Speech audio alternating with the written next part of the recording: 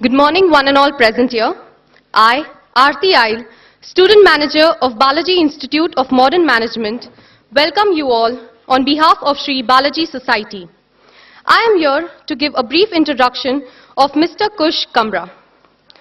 Mr. Kush Karna leads global service delivery at the Metlife Global Operations Organization.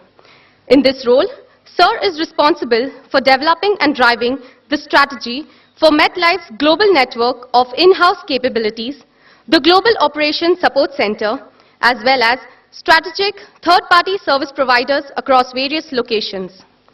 Sir played the pivotal role in setting up Metlife's first GOSC facility at Noida, India. Over the years, Sir has held various positions within the financial services industry with a focus on operations, process excellence, business transformation, and relationship management. His industry experiences have enabled him to observe the maturity cycle that organizations experience as they progress from a startup environment to a mature, steady-state operational level. Sir possesses extensive experience in leading the integration of global operations centers into enterprise-wide service strategies. Prior to joining Metlife, Sir has played leadership roles at a number of multinational and Indian organizations. He was the Global Director for Business Transformation at Honeywell International, Vice President of Service Delivery and Customer Relationships at General Electric, and Vice President of Sales and Marketing at Financial Times Business Standard. Sir graduated from Delhi University with a bachelor's degree in Business and Commerce. He also holds a master's degree in Management in Marketing and Finance from University of Mumbai. He received his Six Sigma and Project Management certification from GE and Honeywell. Sir has also attended the Asia Executive Course at GE and Executive Leadership Development Program at Honeywell. Most recently, Sir participated at the Metlife Senior Leadership Strategic Innovation and Growth Program at Harvard Business School. Sir, it's a pleasure to have you here today. The podium is all yours.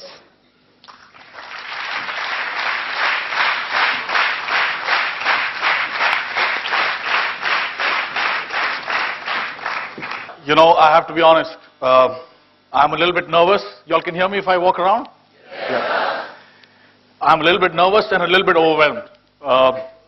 This is a fantastic turnout. Already in the last 45 minutes of my interaction with this institute, I've already learned some. I've never seen people sit the way y'all are sitting. You know, one row of the future, the women brigade and one row of the men brigade. I have not yet seen anywhere. So there's already innovation in this place. I've never seen.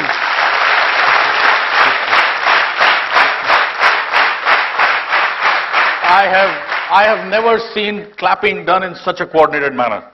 You know, obviously you all practice and you all think through, and I'm really, really humbled with this opportunity. I'm grateful to Dr. Milind. I'm grateful to the grandfather of this institute, Sir Balaji. I'm grateful to Sir Pandhi and Jayata and Siddharth, who have been absolutely relentless and brilliant in their logistical support. So thank you for this opportunity. I have to tell you, I feel I'm one of you. Just about 25 years back, I was sitting on the other side and listening and learning. And I also understand how difficult it is, you know, at 8:30 in the morning, you get out of the bed, you have to go and listen to some of these people. I'll try my best to make it as meaningful for you as possible. If each one of you can go back with 1, 2, or 3 good ideas, I think it would be worth the time spent and the effort spent. So that's going to be my humble effort. Pune is very special to me. You know, my wife and I, who's here with me, we were here as students. I remember visiting Pune from Bombay with her, staying in a room with our parents not knowing, not getting physically proximate at all, winning her trust, and then getting her for life. So Pune is very, very special. And Wakar is even more special.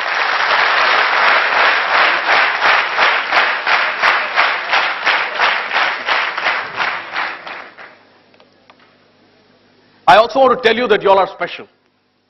You know, I have the good fortune, and I'll share some with you, of visiting youngsters like you across the globe.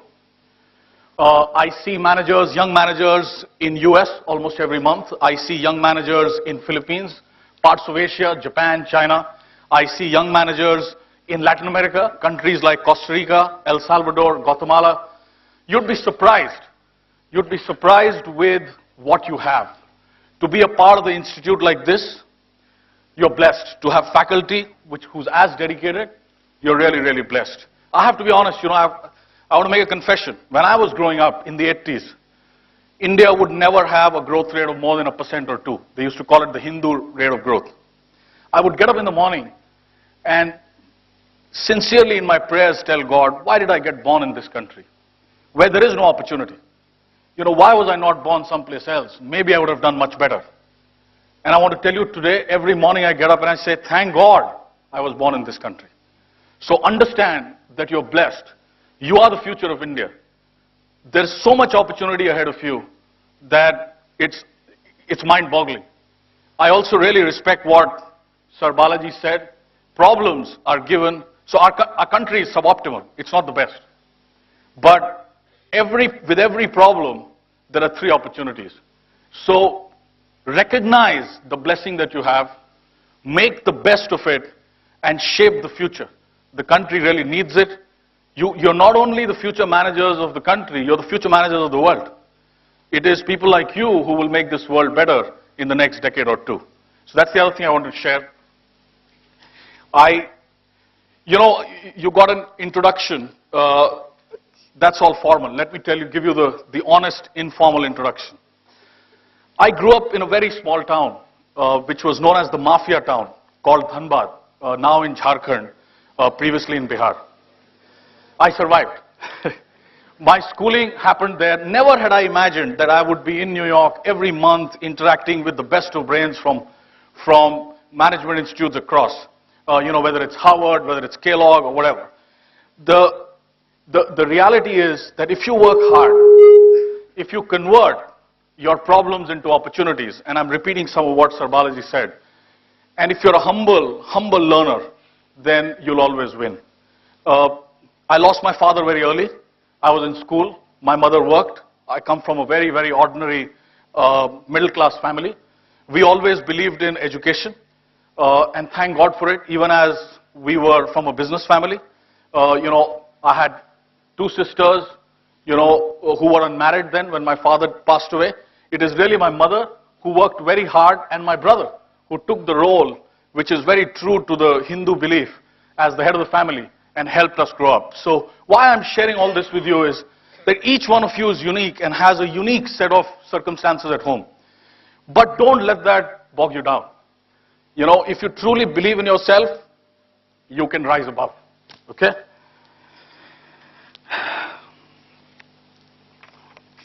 What I've tried to do today, and I knew this is an HR meet, I'm not an HR leader. Okay? I'm a business person. I'm here to talk for HR, not because HR professionals can't speak for themselves. I'm here to speak for HR because HR is truly the foundational reason why I have been successful. You know, my colleagues in HR have helped us shape the organization. And what I want to do today is really share with you 4 broad themes. You know, the first theme is change. How is the world changing? And how much do we really recognize it? The second is, how is business done in these times of change? And then the third is, how does HR deal with challenges of the business? And then the fourth is, what are the tools and levers that you have with you that can help you, you know, get better off the challenges and convert them into opportunities? Those are the 4 things. I'm going to try to finish everything in hopefully another 20 minutes. And then we can have an open interaction. You know, any question you want to ask me. Siddharth and Jayata coached me while we were driving back from the airport. They said, speak about your personal experiences. I'm going to try my best to do that. Okay? And you're most welcome to ask any question that you have. Does that work for you? Yeah? Am I connecting? Are you understanding? All of you understand Hindi? Yes. So I may switch to Hindi at some point. Okay. So HR challenges in the changing environment. So first is dynamics of change, as I said, challenges for the business in times of change, present and emerging human resource challenges, and the levers to deal and address these challenges.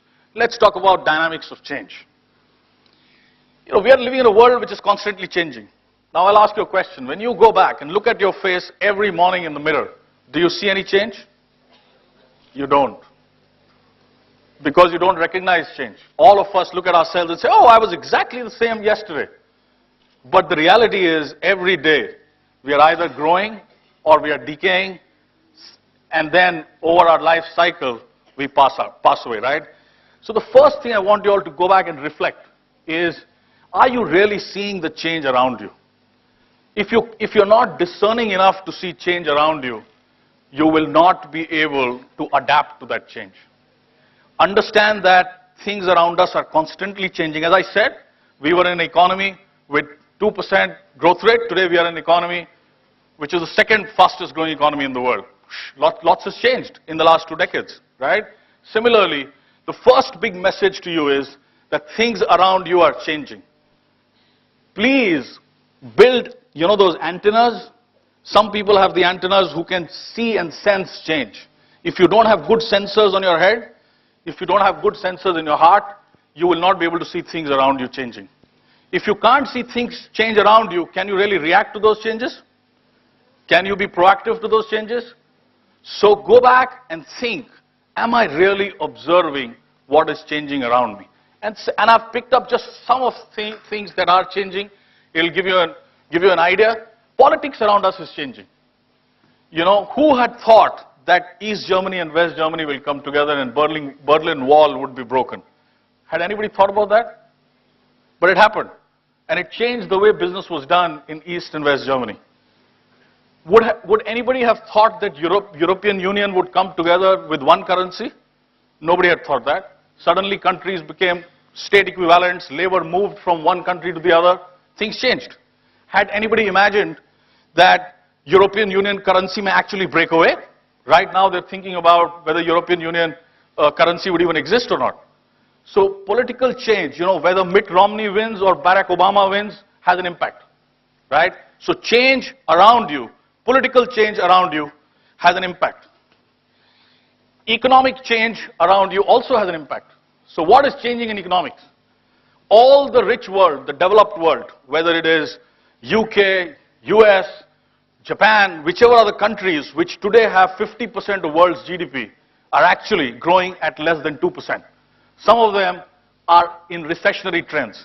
But what about emerging economies? What about the BRICS, the Brazil, Russia, India, China, South Africa? What's happening to them? They're growing at a scorching 15%, 10%, 20%, depending on the industry. Now, when the growth rate is different, what do you think will happen by 2040? By 2040, the emerging economies are going to be actually driving 50-60% of the world's GDP. If you don't recognize that today, you will not be running good businesses tomorrow. Does that make sense? So recognizing that there is economic change happening and then understanding those trends becomes important. Demographics. You've got to understand how the world population is changing. Do you know that the rich world today has no workforce? You know, they've got old aging people in Japan. More than 50, 60%, 70% of the people are more than 50 years of age. They'll age away. The same situation in US, same situation in UK. But what about China and India? Huge young population. But is it really true for China? It is true. But because of their one-child policy, they're still behind. The other problem is they don't have language benefits. So understanding the globe, and folks, I'm a global leader, so I'm going to speak more about the world than about India, and I know some of you are from international management, so bear with me. I'm also going to speak more about a business than just HR, but we will come to HR too. So understanding the demographics. Now, whatever I talk about the globe is also true about your city. It's also true about your market. Unless you understand the demographic changes, you'll miss the boat. You've got to understand changes in consumer preferences and behavior. You know, there was a time when I grew up, there were no computers. Today, I work with 5 personal productivity devices. I've got a BlackBerry, I've got an iPhone, I've got an iPad, because that's the only way you can deal with the changing world. So consumer behaviors have changed so much. My wife was detesting using an iPad.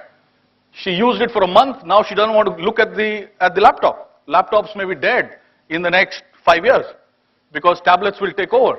So understanding how your consumer preferences and behaviors are changing becomes extremely important.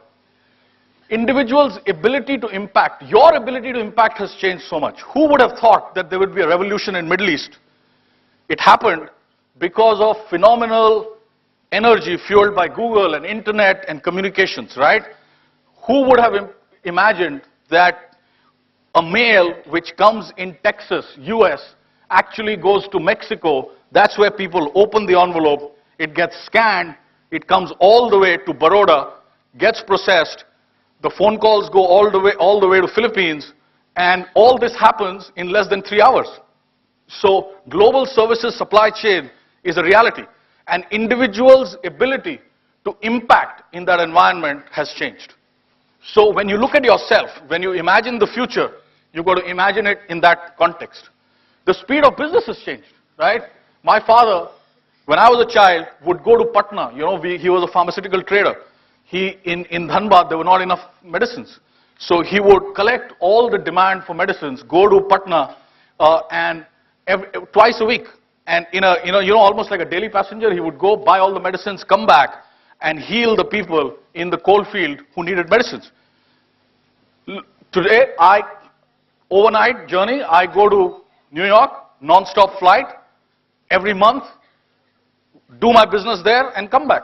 So the speed of doing business, the geographical expanse of doing business has changed, and you have to imagine accordingly. And again, the example that I gave you of Mexico and Philippines is again about speed of business conduct. So let me come back to this. Understand that business is done in the dynamics of this change, in the context of change. So when you are a business leader, you're a business manager, if you don't understand what is changing around you, do you think you can do justice to your business?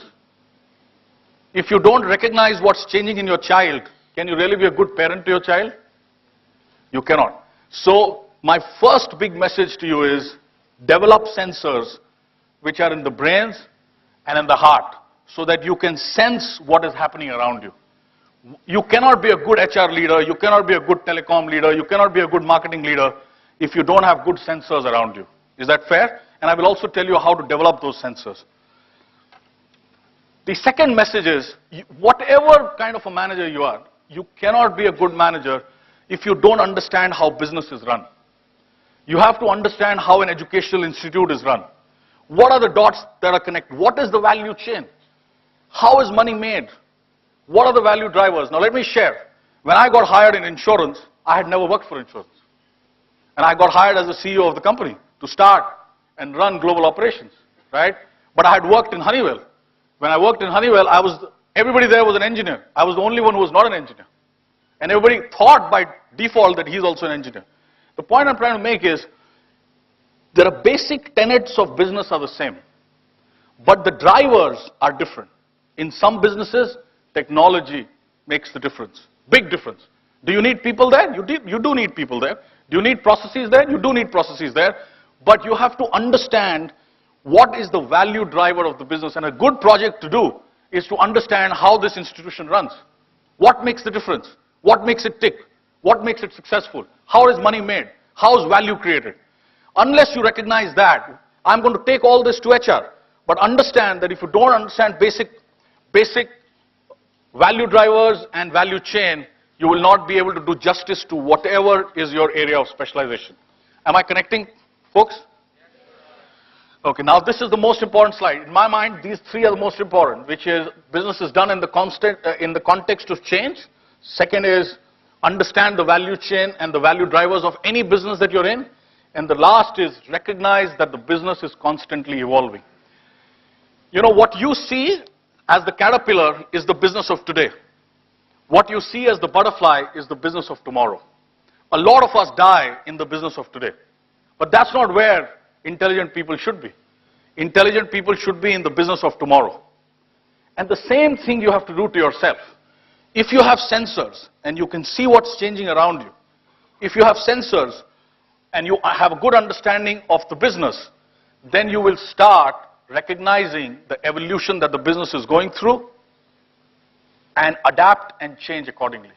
So there are 4 principles that I've used in my life to constantly chase the butterfly. And the cycle of butterfly changes. You know, once you get to the butterfly stage, as the markets change, you become a caterpillar again. So you've got to constantly evolve yourself to be able to deal with this business. 4 things. First is, you've got to learn. You've got to be a constant student, not just till you are in this institute. Let me tell you, I have more books in my house than clothes. And let me tell you, the top CEOs of US and New York, you know, Fortune 100 companies, they read 100 books a year.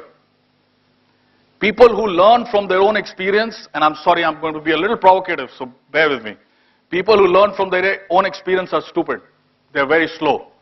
People who learn from the experiences and mistakes of the others are smart. They are fast. If you can learn 100 books and if you can learn live 100 lives, don't you think you'll be smarter? So learning comes from different ways. Learning comes from diverse experiences. Learning comes from reading books. Most importantly, learning comes from humility. Learning comes from hunger. So the first big message I want to tell you, if you want to be a constant butterfly, is to be a constant learner. Once you learn, once you understand what's going around you, then you have to reflect. God has gifted us with the power of imagination. You've got to imagine. And imagination converts into a vision. Only when you know what's changing around you can you develop a vision for the future. The moment you have a vision for the future, what do you have to do next? Anybody? You've got to, yes. And how do you work on it? You've got to change, adapt. If you're going to be the same as you have been in the past decade, if I would say, I can never look at the computer.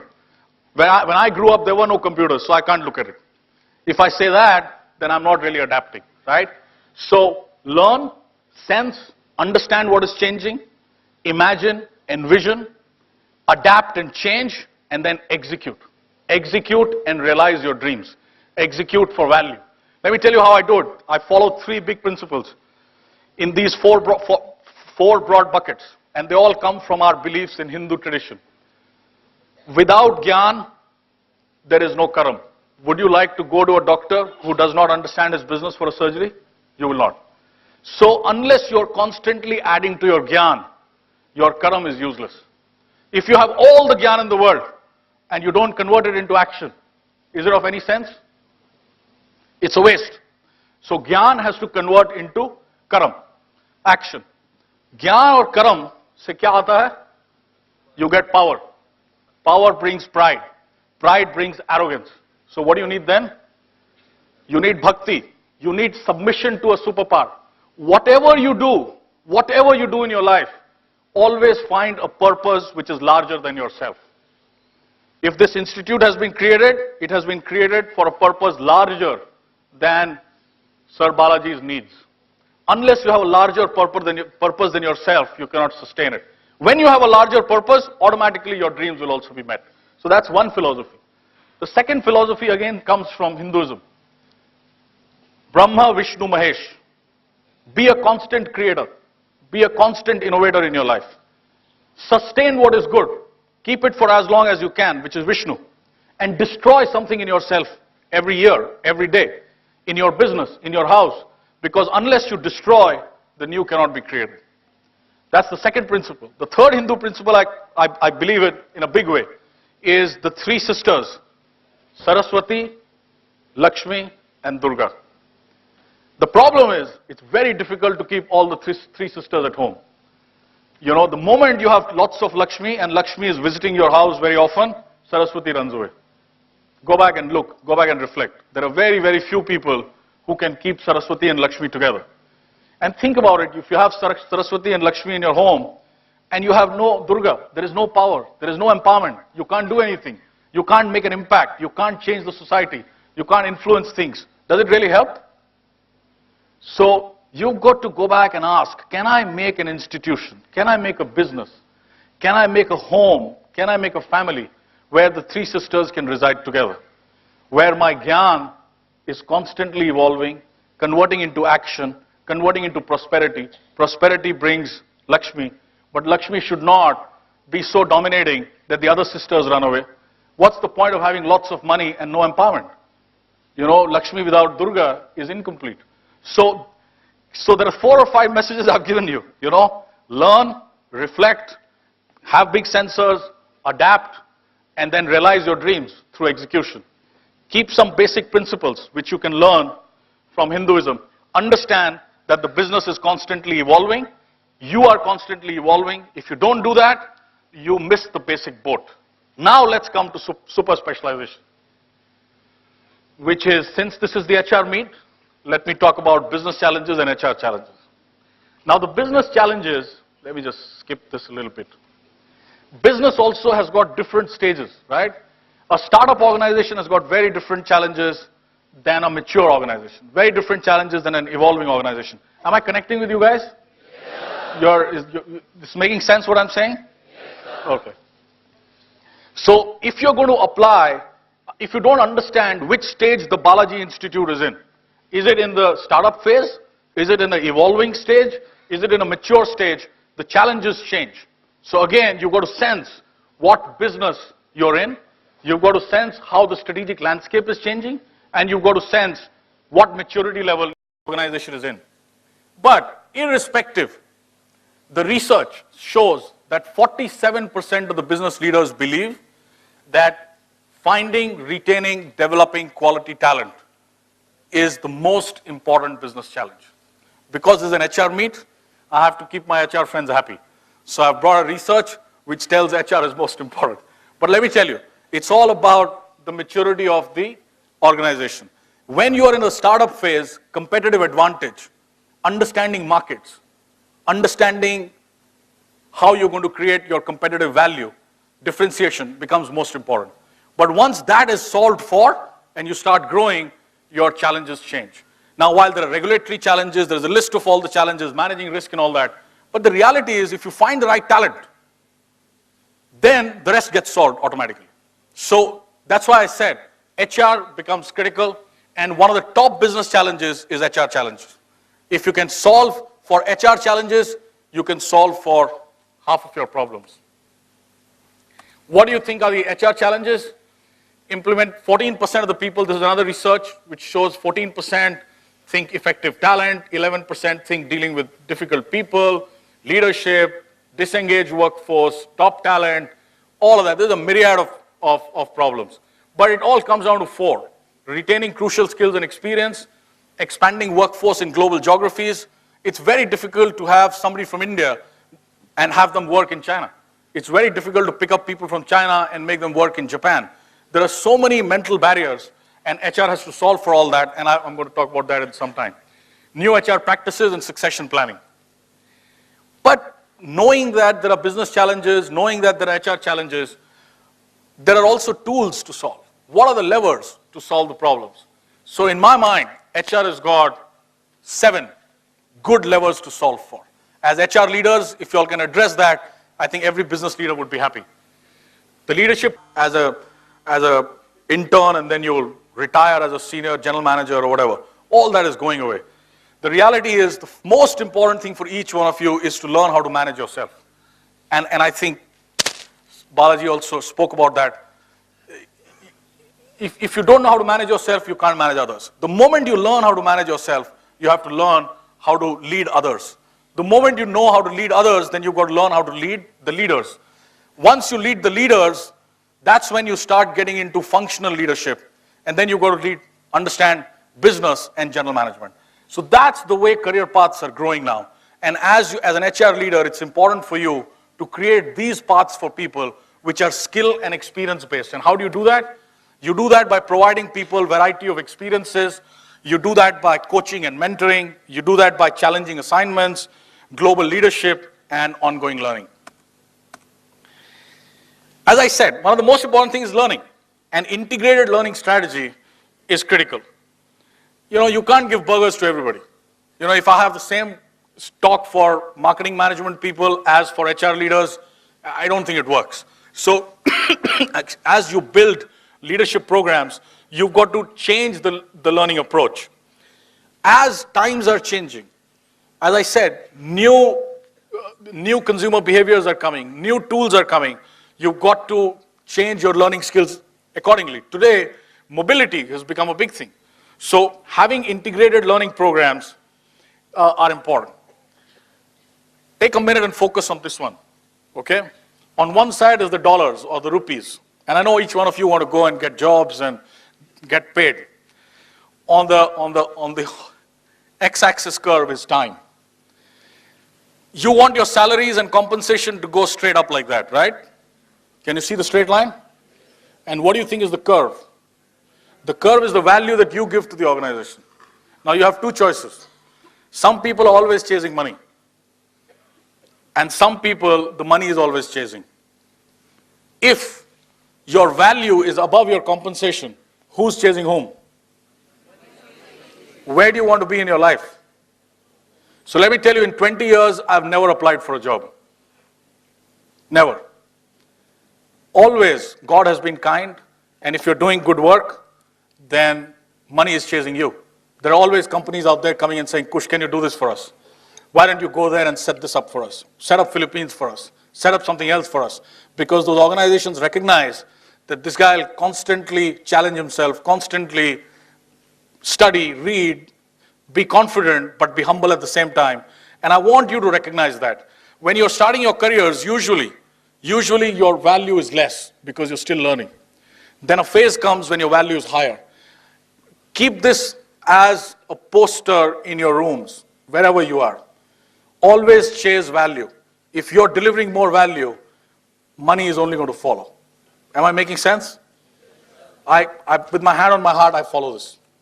And it works very well. You'll never ever feel let down. You'll never ever feel cheated because you're always giving more. And the only thing the way that can happen is ensuring that your learning and training and development curve is ahead. Okay? When you're learning, learn quality mindset, learn domain knowledge, whether you're an engineer or whatever, ensure that you understand process and ensure that your career is advancing. Recognize where in the curve you are. Are you the front line? Are you emerging leader? Are you middle management? Change your learning strategies accordingly. These are just some examples. This is another piece I want to talk about, which is embracing diversity. We are all different. Some of us speak different languages. Some of us come from, can you see this? Some of us have different religious beliefs. Some of us have different incomes, different marital status, different work backgrounds, and we all like familiarity. We all like proximity. A Bihari is more comfortable with a Bihari. A Chinese is more comfortable with a Chinese. But that way, we all become like sheep, right? Everybody is herded together. Unless you recognize the diversity. And the big message, I think, is here. Diversity is a reality. Inclusion is a choice. Let me tell you, all my life, I was a vegetarian. But when I started traveling abroad, I realized that there is no other food available. And it used to become very, very difficult for people to organize food for me. So I had to change. Now, has that changed my religious beliefs? No. Am I asking, the times have changed today. Today, vegetarian is available everywhere. But the big message I'm giving you is when I grew up, there was no Chinese, Thai, sushi, Japanese food available in the coal fields of Dhanbad. Today, I relish all those foods. So unless you're willing to unlock your mind, unless you're willing to look at diversity, you will not be able to learn and grow. How many of you read books that you don't like? Books that you don't like. So how many of you see movies that you don't like? So that's very good. So if you're so conceited that you're only doing things that you like, then you're not really growing in your life. And suddenly you'll realize today, after 2 decades, I enjoy some of the foods which I had never thought I'll enjoy. One of my most embarrassing moments in early 90s, late 80s was invited to somebody's house and served Chinese food, and I couldn't even eat the noodles. It's a reality. And I cried. I came back home and I said, I have to change.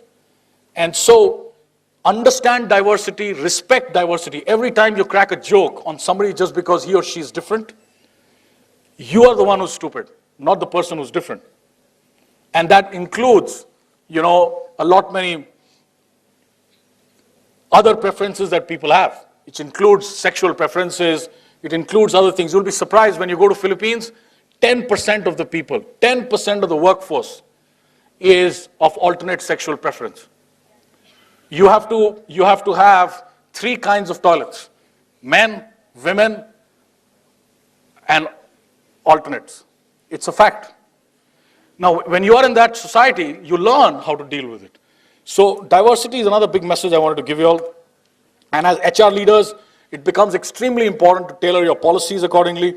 It becomes extremely important to offer equal opportunity. Just because somebody is different does not mean that he or she should be denied the opportunity.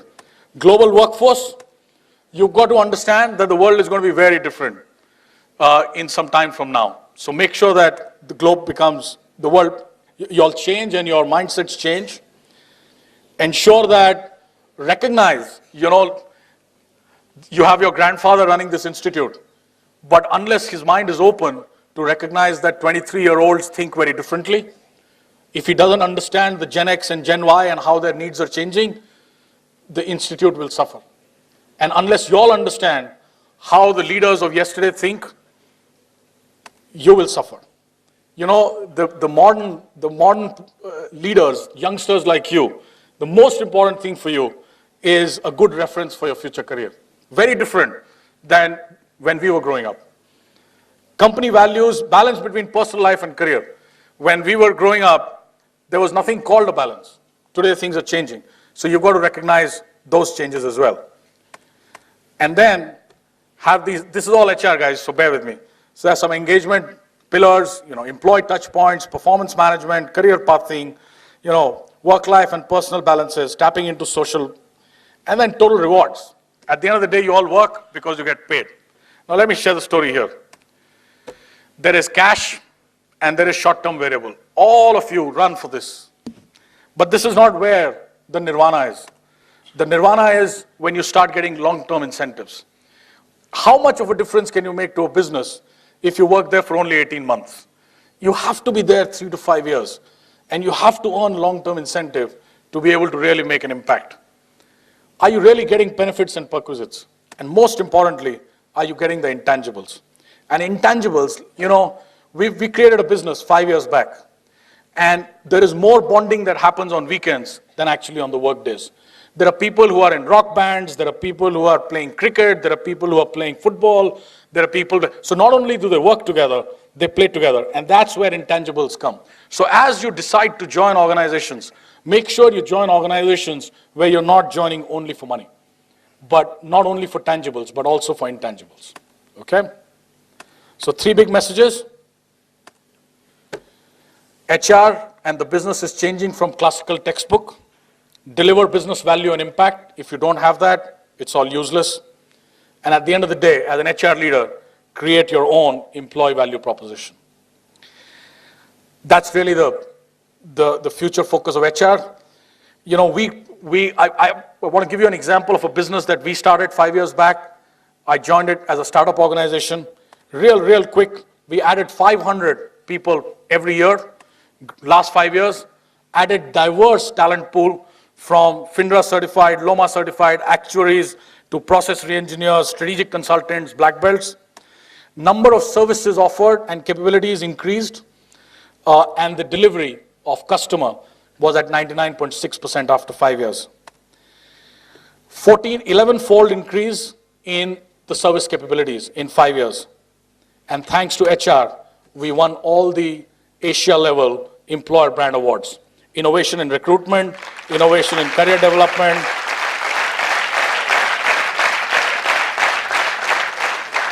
So all that I've shared with you is not just textbook. It is something we practiced last 5 years and got recognized in the industry. I just picked a small business and created a case study. So I'm sorry if I took longer than what I should have, but any questions?